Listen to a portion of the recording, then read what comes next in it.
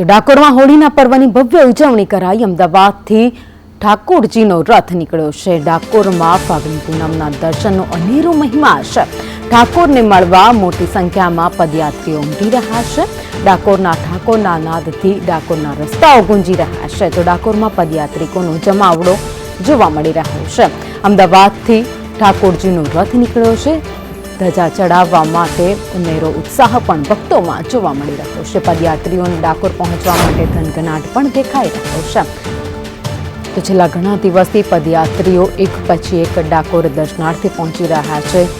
જય રણછોડ માખણચોરના નાદથી તમામ રસ્તાઓ ગુંજી રહ્યા છે। ડાકોર પહોંચતા જ તમામ રસ્તાઓ છે ત્યાં સેવા કેમ્પ પણ કરવામાં આવ્યા છે। તો અલગ અલગ સુવિધાઓ જે પદયાત્રીઓ છે તેમને મળી રહે તે માટે પણ સેવાભાવી સંસ્થાઓ છે, સેવાભાવી કેમ્પ છે તે શરૂ કરવામાં આવ્યા છે। આ સાથે જ લોકોમાં ઉત્સાહ પણ અનેરો જોવા મળી રહ્યો છે। રણછોડરાયના દર્શન કરવા માટે વાજતે ગાજતે લોકો પહોંચી રહ્યા છે। જય રણછોડ માખણચોરના નાદ તમામ રસ્તા ઉપર સંભળાઈ રહ્યા છે। ફાગણી પૂનમનો અનેરો મહિમા જે વર્ષોથી ચાલતો આવ્યો છે। ડાકોરમાં જ્યાં જુઓ ત્યાં ભગવાન રણછોડરાયના રાજાધિરાજના દર્શન કરવા માટે, કૃષ્ણના દર્શન કરવા માટે લોકો અધીરા બન્યા છે અને તેમની આતુરતાનો આજે અંત આવ્યો છે। ફાગણી પૂનમનો જે અનેરો મહિમા છે ત્યારે લોકો પહોંચતા હોય છે, ધજા ચડાવતા હોય છે અને ભગવાનના દર્શન કરતા હોય છે। આ સાથે તમામ જગ્યાએ ડાકોરના તમામ રસ્તા ઉપર ચુસ્ત બંદોબસ્ત પણ ગોઠવવામાં આવ્યો છે। લોકો સારી રીતે દર્શન કરી શકે, આ સાથે જ કોઈ અનિચ્છનીય બનાવ ન બને તે માટે ખાસ વ્યવસ્થા પણ પોલીસ વિભાગ તરફથી કરવામાં આવી છે।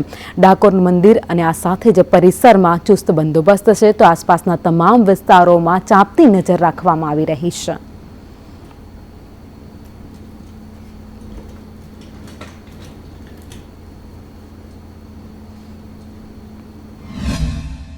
જય રણછોડ માખણચોરના નારા જગ્યાએ અત્યારે જોવા મળી રહ્યા છે, સાંભળવા મળી રહ્યા છે। પદયાત્રીઓ અત્યારે ડાકોર ખાતે પહોંચી ગયા છે ને અત્યારે આપણે ડાકોરના મહુવા ખાતે પહોંચી ગયા છે ને અહીંયા રણછોડજીના દર્શન કરવા માટે અને ડાકોર પહોંચવા માટે લોકો અહીંયા પદયાત્રાએ જઈ રહ્યા છે। અમારો આજે ન્યૂ રાણીપથી સંઘ ઉપડેલો છે એ છેલ્લા 35 વર્ષથી અવિરત ચાલી રહ્યો છે ભગવાનની દયાથી અને લગભગ 150 સંખ્યા ચાલી રહી છે રથમાં। અમારા છેલ્લા 35 વર્ષથી આ જે સંઘ જાય છે ફક્ત 1 જ રૂપિયામાં સંઘ લઈ જાય છે અને આની અંદર ફૂલ સગવડ આપણને મળે છે સંઘની અંદર। કેટલા દિવસ પહેલાથી અમદાવાદથી નીકળ્યા હતા? અમે 21 તારીખે રાત્રે નીકળ્યા હતા અને કાલે આજે સાંજે અમે ડાકોર પહોંચીશું। કાલ સવારે ધૂળેટીની અમારે 9 વાગે ધજા ચડશે। અરે વાહ!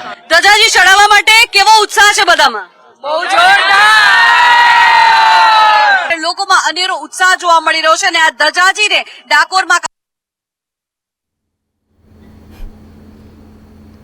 ડાકોરના ઠાકોરને મળવા માટે અનેરો ઉત્સાહ પદયાત્રીઓમાં જોવા મળી રહ્યો છે। અત્યારે ડાકોર જતા તમામ રસ્તાઓ છે એ પદયાત્રીઓથી ઉભરાઈ રહ્યા છે। વહેલી સવારથી જ દર્શન ખુલતાની સાથે જ એક પછી એક મંદિરમાં લોકોનો ધસારો જોવા મળી રહ્યો છે।